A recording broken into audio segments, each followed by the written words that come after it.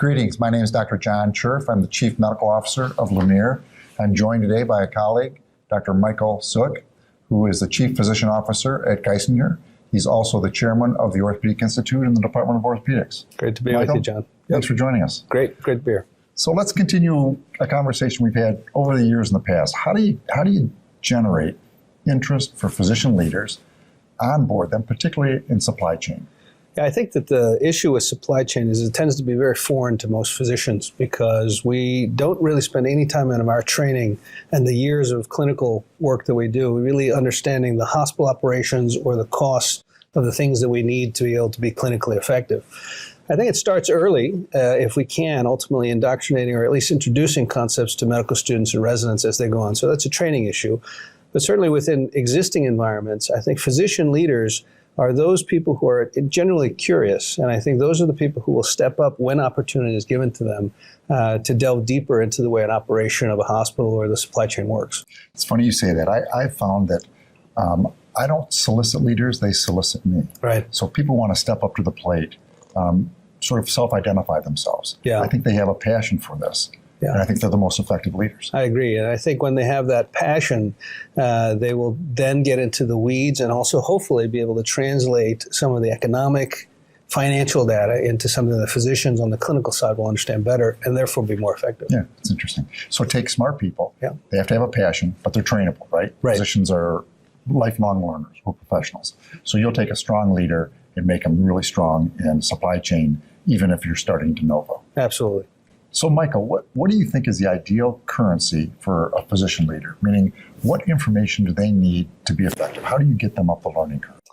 So the answer is, for me, is I'm a big believer in three principles around physician leadership, and that's this concept of autonomy, mastery, and purpose. And I think what feeds into this, really, within the supply chain discussion, is people having transparency to the data and the purpose and the reason why we're asking them to do something, data and evidence to show that there is actually a foundation for decision making, and then purpose in terms of knowing the why they're being asked to do something that may be foreign or different to what they normally do. And so those three things, I think, all fold together in terms of allowing physician leaders to be leaders. So we now have our physician leader.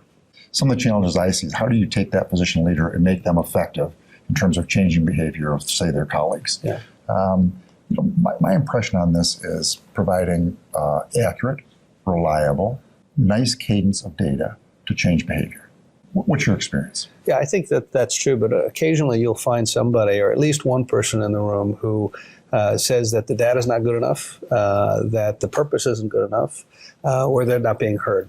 And I think these are challenges that probably every health system deals with. And I think the best way to do it is to continue to be consistent with the principles that we just talked about. But at the same time, I think recognizing that they have a voice and that they have an opportunity to be right. And the more that they engage, the more they potentially can convince others that their stance is the correct one.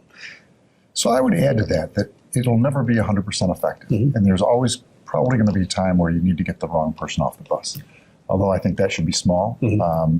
There are some physicians that probably can't work in some of the guidelines that we're trying to create. Yeah, I agree with you. I think those are docs that are really irredeemable in the context of this type of process change. And I think setting the rules early in terms of what threshold is required to become so, I think is pretty important. So that also ties in with the transparency. It's the rulemaking, it's how we're going to go forward, and then how we're going to make decisions going forward. So we've picked the right physician. We've given them the right tools and the data to change physician behavior. One of the things we see is loss of momentum. So a great program gets deployed, it's up and running, but 2 or 3 years later, it's petered out. Yeah. So what do you do to measure progress? How do you make sure you stay on point?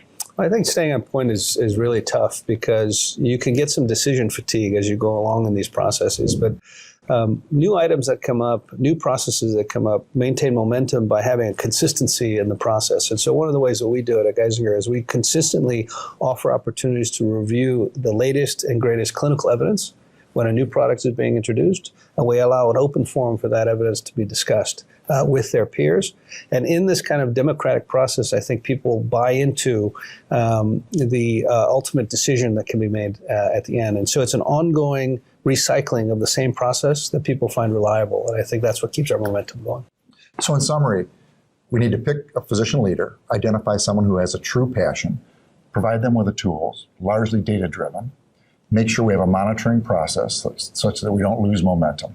I think those are the key drivers for physician engagement, particularly as it relates to supply chain. I agree.